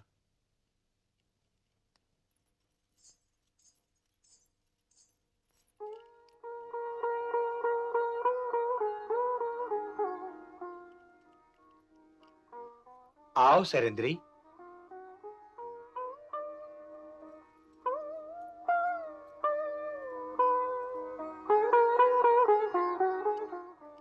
पांचाली, अपनी आंखों से ये परिवाद का काजल पोंछ डालो पांचाली। मेरी आंखों में परिवाद का रंग तो है ही नहीं। ये तो उस चेतना का रंग है कि मैं कारण हूं तुम सबकी इस दुर्दशा का। सर्वश्रेष्ठ धनुर्धर गांडीवधारी अर्जुन प्रियनला के रूप में पखावज बजाता हुआ, पवन जैसा शक्तिशाली भीम एक रसोइया बना हुआ, सम्राट युधिष्ठिर एक राजा का चाकर।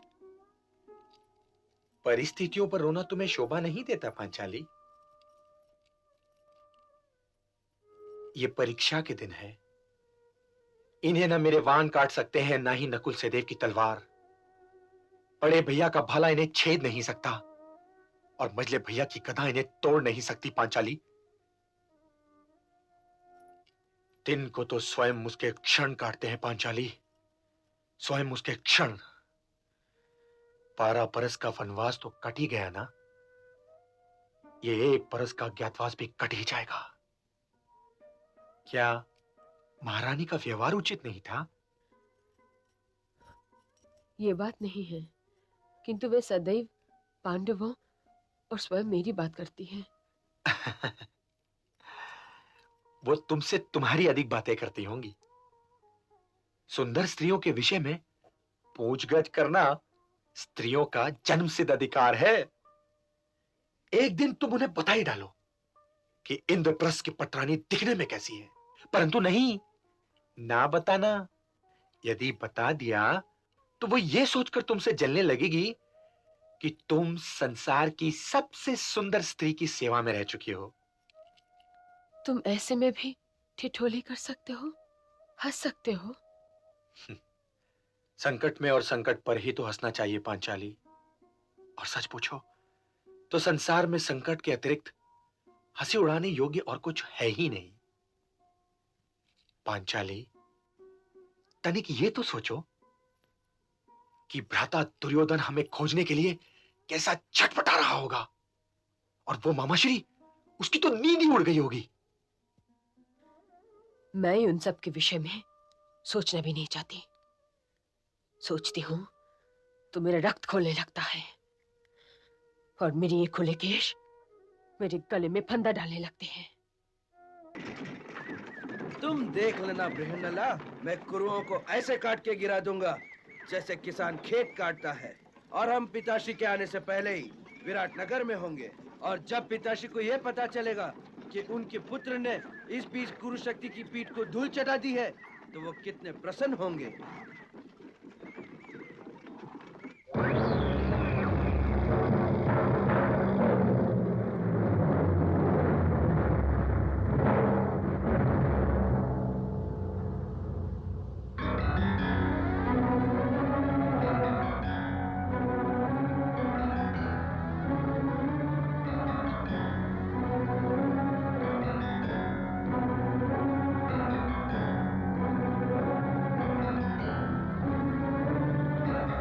युवराज, ये ध्वज गंगा पुत्र भीष्म का है। ये आचार्य द्रोण का है।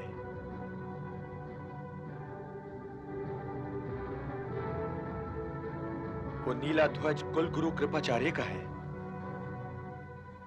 और वो जो ध्वज बीच में लहरा रहा है वो दुर्योधन का है।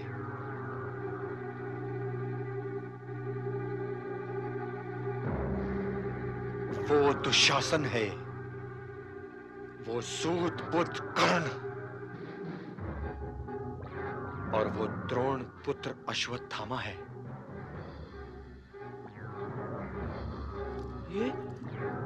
ये सेना है या सागर?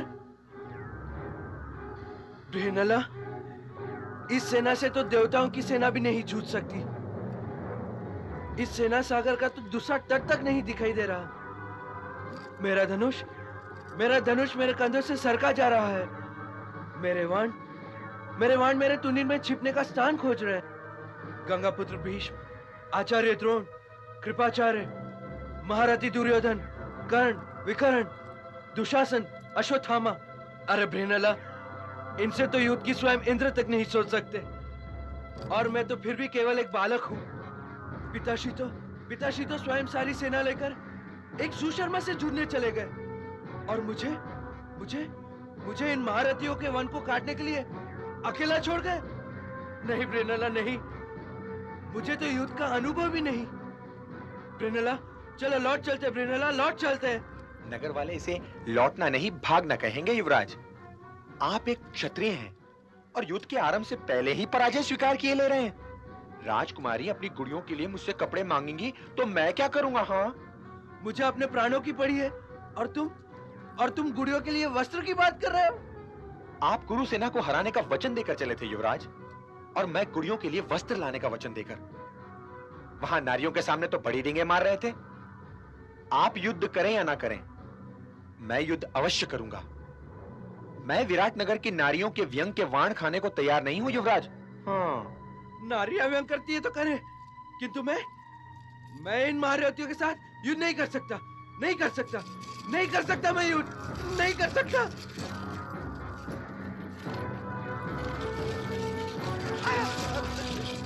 मुझे भाग जाने दो बृहनला। मैं तुम्हें 100 स्वर्ण मुद्राएं दूंगा, एक सोने का रथ भी दूंगा। 10 हाथी भी ले लो। मुझे भाग जाने दो। नहीं, मुझे भाग जाने दो। मुझे भाग जाने दो। मुझे भाग जाने दो। नहीं नहीं नहीं नहीं नहीं नहीं नहीं नहीं। यदि युद्ध करने का साहस नहीं तो मेरे स्थान पर बैठ जाइए, क्योंकि मैं रणभूमि से भाग नहीं सकता।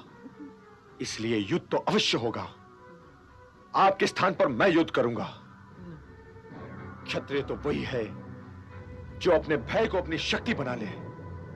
डरना लज्जा की बात नहीं, परंतु डरकर भागना किसी क्षत्रिय को शोभा नहीं देता युवराज।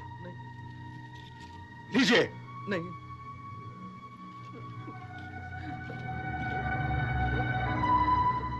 अब उस वृक्ष की ओर चलिए। चलिए।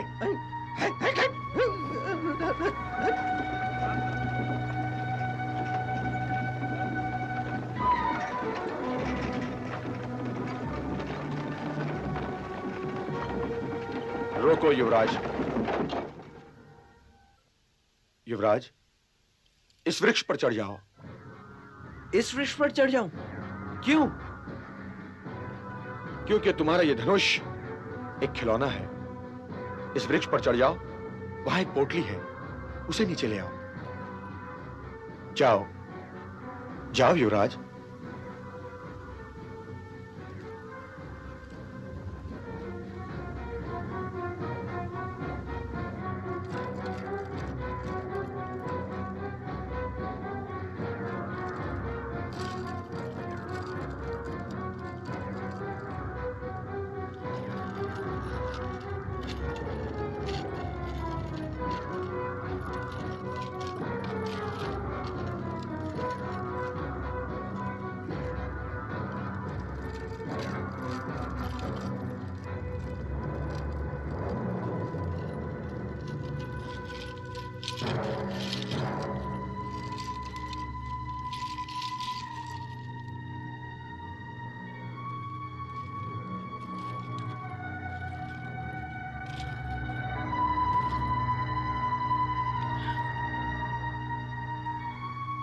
बृहन्नला, ये किन महावीरों के अस्त्र और शस्त्र हैं जिन्हें देखने से भी डर लगता है?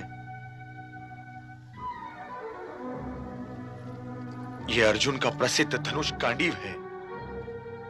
ये कुंती पुत्र भीम का धनुष है और ये गदा भी उन्हीं की है। ये खंडा सम्राट युधिष्ठिर का है और ये तलवारें नकुल और सहदेव की। नकुल और सहदेव की? परंतु बृहन्नला, उन महारथियों के अस्त्र शस्त्र इस शमशान में क्या कर रहे हैं? और यदि ये उनके अस्त्र शस्त्र हैं, तो स्वयं वे कहाँ हैं?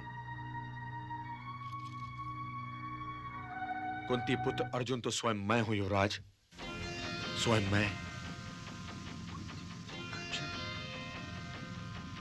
क्या तुम सर्वश्रेष्ठ धनुर्धारी अर्जुन हो?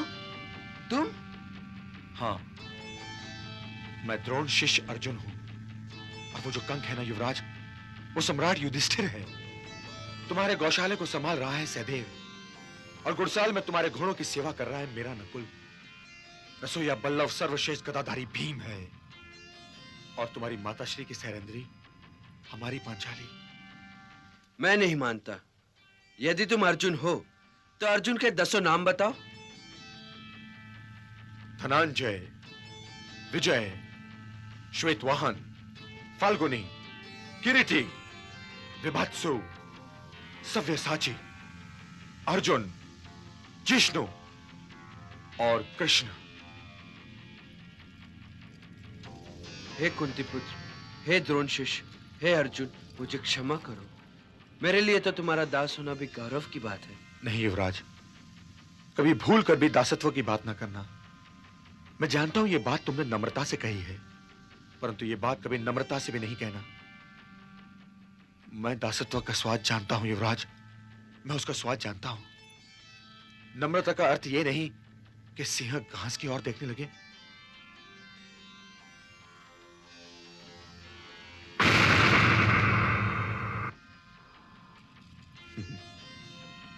आश्चर्य ना करो युवराज, ये मेरा रथ है।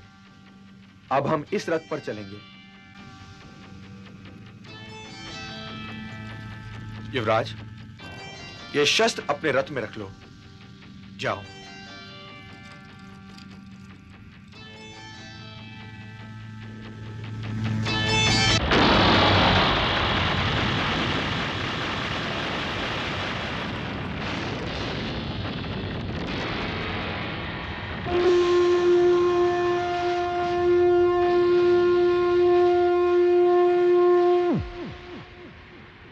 अर्जुन, मुझे तो युवराज दुर्योधन कहीं दिखाई नहीं दे रहे हैं। संभवतः वो हमारा गोधन लेकर दक्षिण की ओर निकल गए।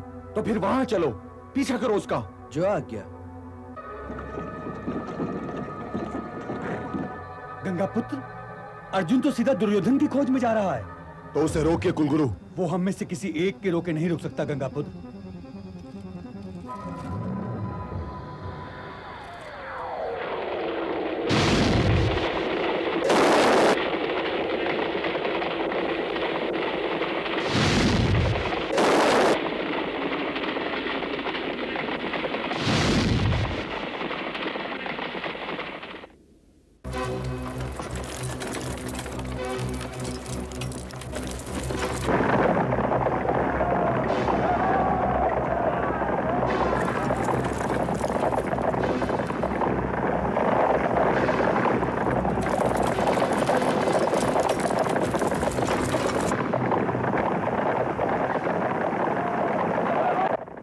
ये किसकी सेना है जो द्रोण शिष्य अर्जुन का मार्ग रोकने का साहस कर रही है?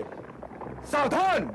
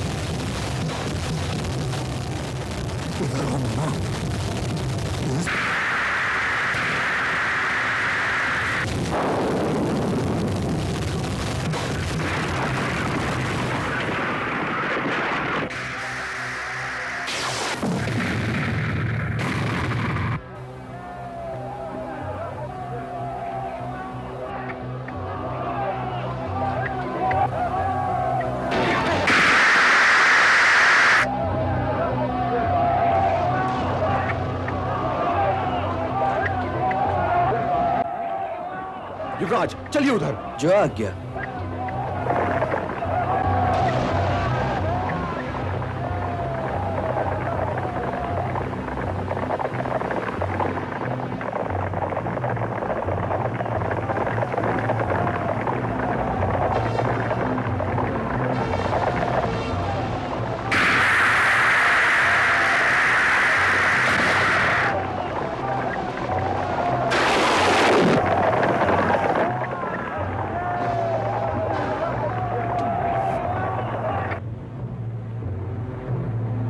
सावधान!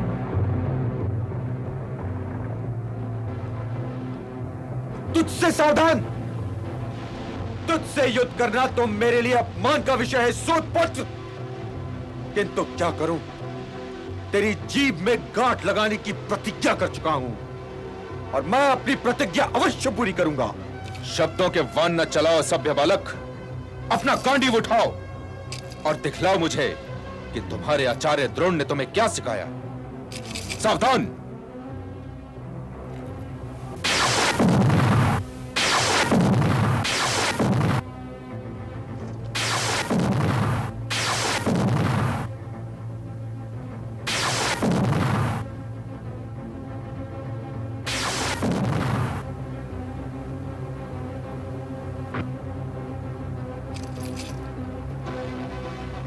भाग मत कायर! भाग मत! ये अर्जुन का गांडीव है!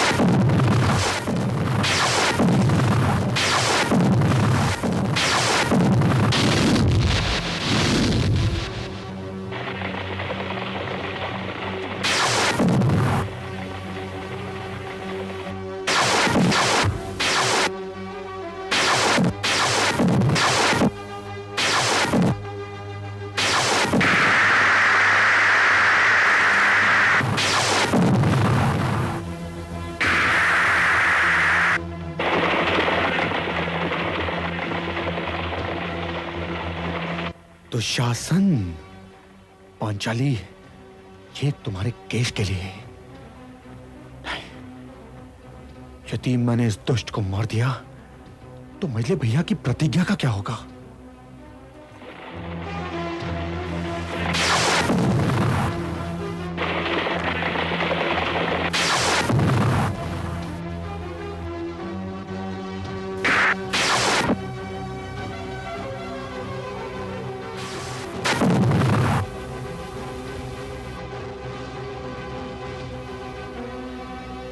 अर्जुन!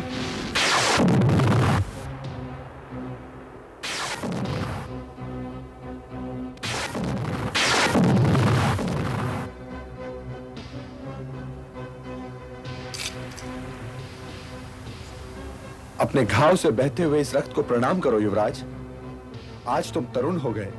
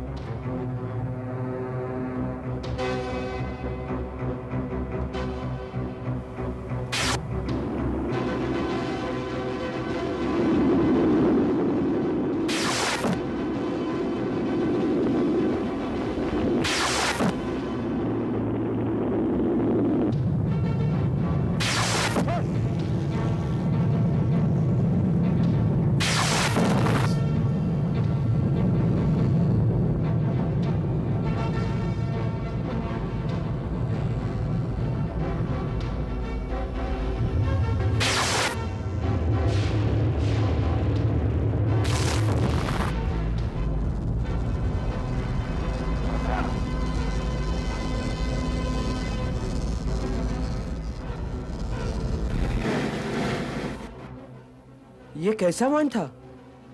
ये सम्मोहन वाण है। परंतु इन्हें सुलाने से क्या लाभ? मार डालिए। नहीं, यदि इन्हें मार डाला तो इनके वस्त्र अशुद्ध हो जाएंगे। क्या आप राजकुमारी उत्तरा की गुड़ियों के लिए मृतकों के वस्त्र उतारेंगे युवराज? यह आपको शोभा नहीं देता। अब जाइए और कर्ण के गुलाबी, दुर्योधन के लाल और अश्वत्थामा के वस्त्र उतार लाइए। परंतु पितामह के वस्त्र नहीं उतारिएगा। उन्हें मेरे सम्मोहन वाहन नहीं सुला सकते। अब जाइए युवराज। जो आज्ञा।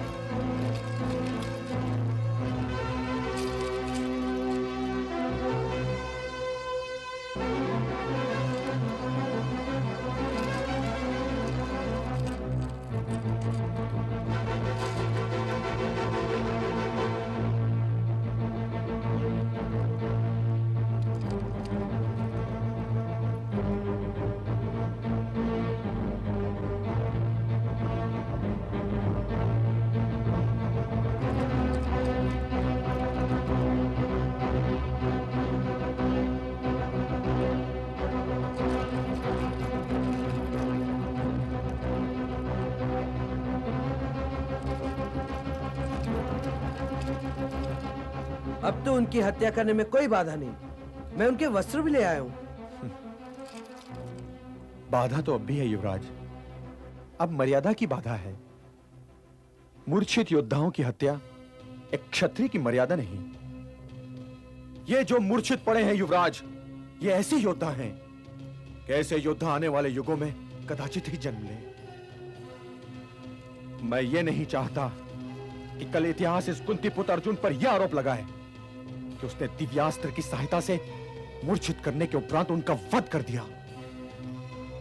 यदि मुझे तुम्हारी चिंता ना होती युवराज, तो मैं उन्हें कदाचित मूर्छित भी नहीं करता। इसलिए अब राजधानी लौट चलिए। यदि महाराज लौट आए होंगे तो वे आपकी ओर से चिंतित होंगे।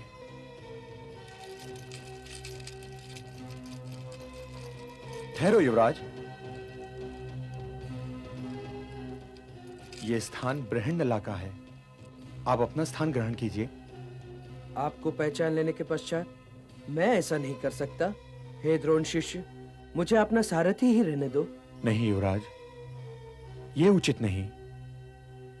यदि महाराज को यह पता चला कि वे पांडवों से सेवा लेते रहे हैं, तो इस सूचना के बोझ से उनकी मृत्यु भी हो सकती है। यह युद्ध आपने जीता है युवराज, यह युद्ध आपने जीता है।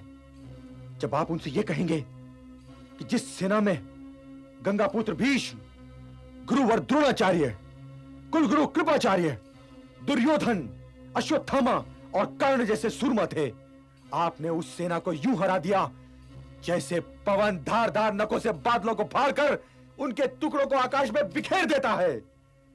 यह सूचना सुनकर उनकी आयु दूनी हो जाएगी युवराज, दूनी हो जाएगी। अब आप अपना स्थान ग्रहण कर लीजिए युवराज, और मुझे अपने स्थान पर बैठने दीजिए। चाहिए जो आज्ञा।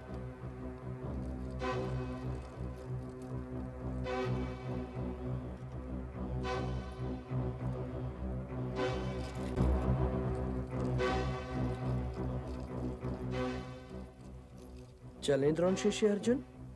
हां, परंतु लौटना तो आप ही के रथ पर पड़ेगा, और ये अस्त्र शस्त्र भी उसी वृक्ष पे रखने पड़ेंगे। जो आज्ञा। क्या पिताश्री ये मान लेंगे कि मैंने कुरुसेना को परास्त किया है? वो चाहने वाले पिता हैं। वो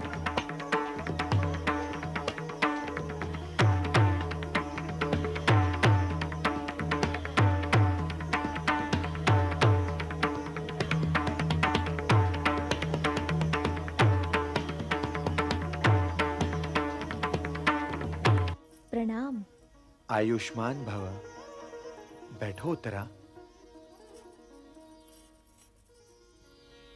कल महारानी ने जो विवाह वाली बात की थी, उसका रंग तो अभी तक राजकुमारी के मुखड़े से उतरा नहीं। जाइए, मैं आपसे बात नहीं करती। अच्छा, एक बात बताइए। हाँ। आपने तो गांडीवधारी अर्जुन के साथ दिन बिताए हैं। भारतवर्ष के सभी महारथियों को निकट से देखा होगा। देखा तो है। तो ये बताइए, यदि मेरा स्वयंवर हो तो मेरी वरमाला के योग्य कौन है? जो भा जाए। भारतवर्ष तो योद्धाओं का देश है राजकुमारी। ये ना पूछो कि तुम्हारी वरमाला के योग्य किसका कंठ है, ये पूछो कि तुम्हारी वरमाला किस कंठ के योग्य है। चलिए, यही सही। जिन्हें युवराज ने रणभूमि में पराजित किया है, उनमें से तो कोई ऐसा नहीं जिसे मेरी शिष्या अपनी वरमाला से सम्मानित करे। तो फिर बचा कौन? मेरे विचार में तो केवल एक कंठ ऐसा है जो तुम्हारी वरमाला को सम्मानित कर सके, या जो तुम्हारी वरमाला के योग्य है। और वो कौन है? महाराज पांडु का पौत्र, श्री कृष्ण का भांजा, सुभद्रा पुत्र अभिमन्यु। आपने तो सुभद्रा पुत्र को देखा होगा। देखा तो अवश्य है महाराज कुमारी, किंतु तब वो बहुत छोटे थे। 13 बरस हो गए सुभद्रा पुत्र को देखे हुए। 13 बरस।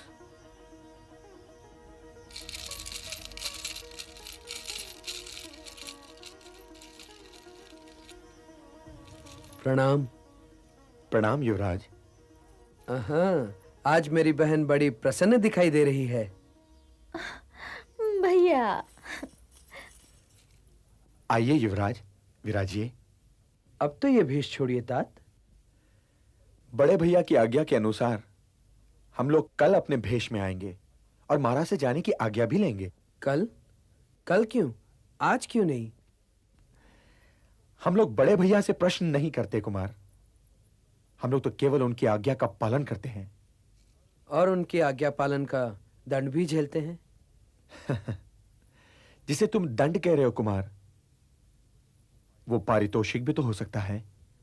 अब हम जन समुदाय से पूरे विश्वास सहित ये कह सकते हैं कि द्यूत एक सम्मान लेवा रोग है, कि द्यूत मर्यादाओं को आत्महत्या की सीमा तक ले जा सकता है, कि द्यूत भाइयों और पत्नी को व्यक्ति से वस्तु बना सकता है।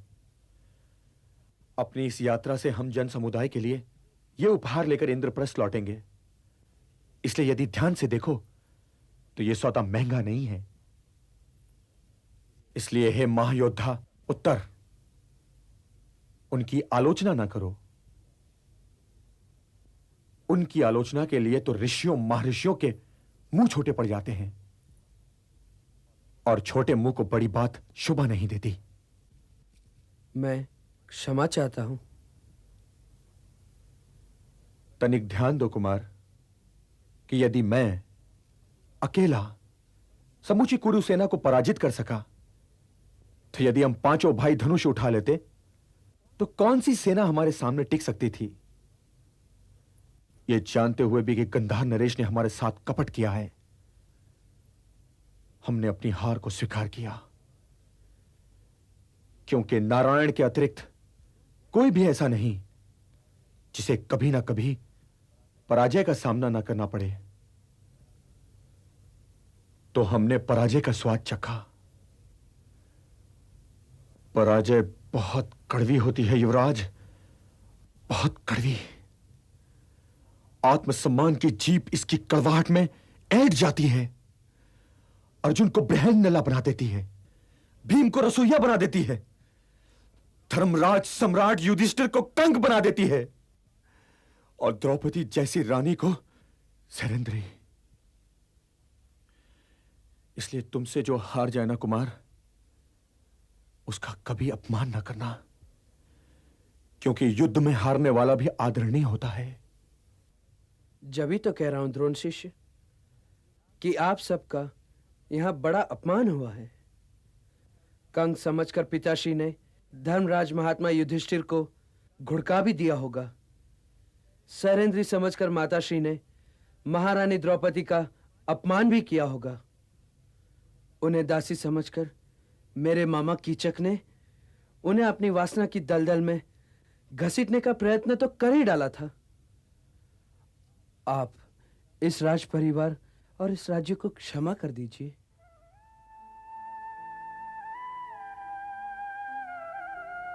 जिस राज्य में हमें आश्रय मिला हो कुमार, वो राज्य हमारे लिए सदैव आदरणीय रहेगा।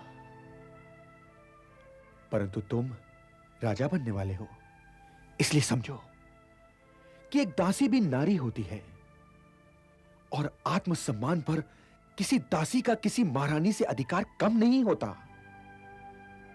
दास या दासी होना तो केवल दुर्भाग्य है, तो किसी को केवल उसके दुर्भाग्य के लिए तिरस्कृत करना स्वयं विधाता का तिरस्कार करना है। इसलिए अपने दास और दासियों के साथ सदैव अच्छा व्यवहार रखो कि तुम ये क्या जानो कि आज जो दास है वो कल कौन था। भगवान करे तुम्हें कभी वो दिन ना देखने पड़े जो हम